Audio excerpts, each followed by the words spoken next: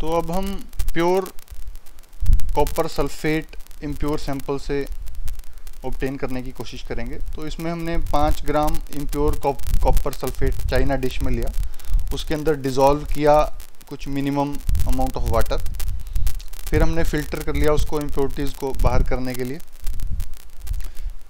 उसको बाद इवेपोरेट किया जो पानी है उसको धीरे धीरे गर्म करके, तो कॉपर सल्फेट का सॉल्यूशन सैचुरेटेड सॉल्यूशन बच जाना चाहिए।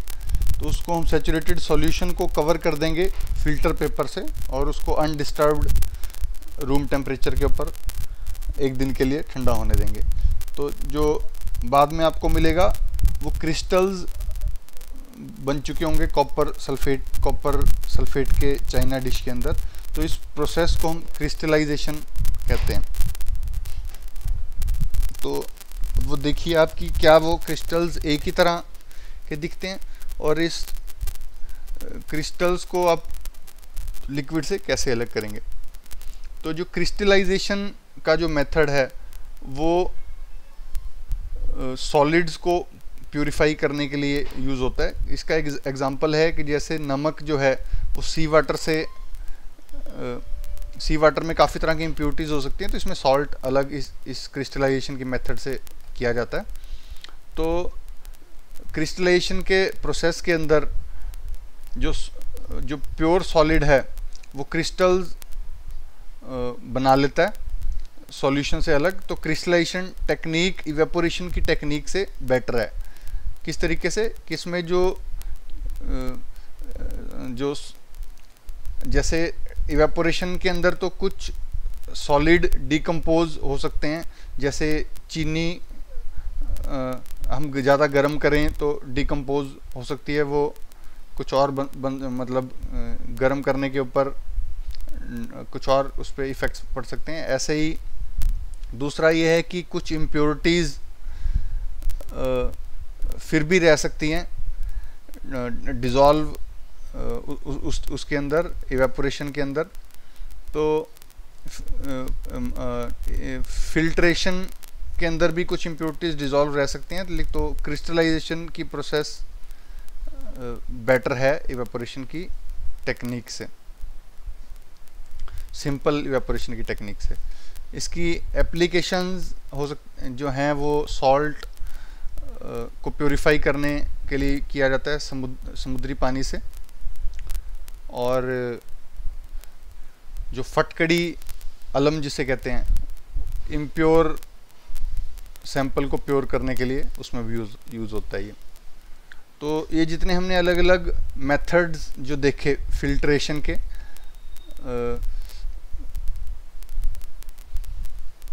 डिपेंडिंग अपॉन द कि क्या हम सब्सटेंस को प्योरीफाई करना चाहते हैं, तो ये ऊपर वाली जो हम सेपरेशन टेक्निक्स इनमें से कोई भी यूज़ कर सकते हैं।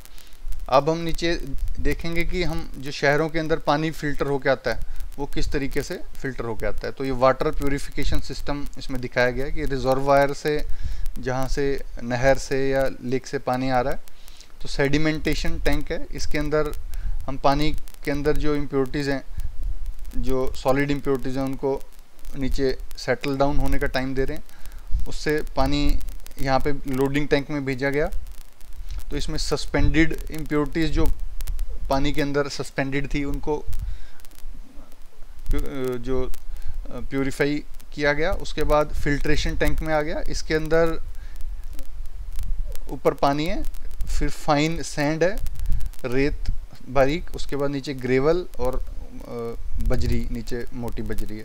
तो इसमें से फ़िल्टर होके पानी इसके अंदर आया। क्लोरीनेशन टैंक के अंदर उसको क्लोरीन मिलाई गई पानी में ताकि बैक्टीरिया जो है पानी में वो ख़त्म किया जा सके। उसके बाद ये हमारे घर पंप कर दिया गया। तो ये वाटर प्योरीफिकेशन शहरों में इस तरीके से की जाती है।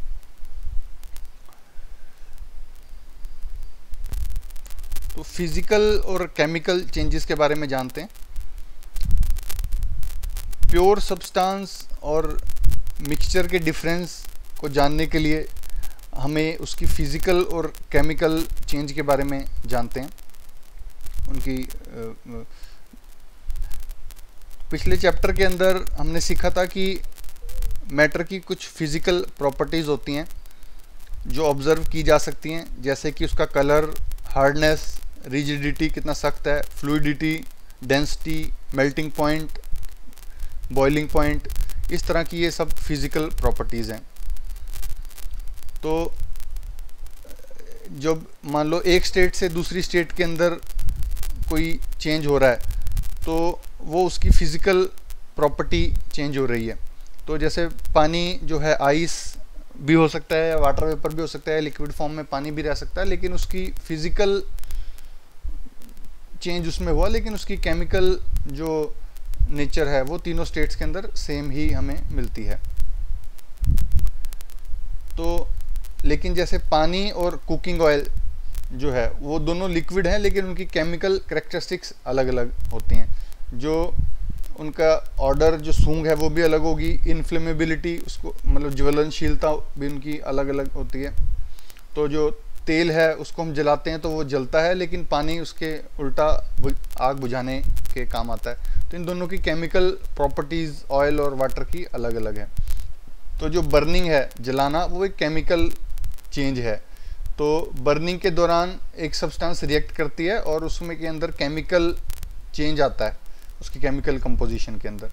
तो केमिकल जो चेंज है वो केमिकल प्रॉपर्टीज़ मैटर की के कारण उसमें चेंज आता है, और हम नया केमिकल चेंज के अंदर, केमिकल चेंज में नया हमें एक सब्सटेंस मिलता है। तो इस केमिकल चेंज को हम केमिकल रिएक्शन कहते हैं।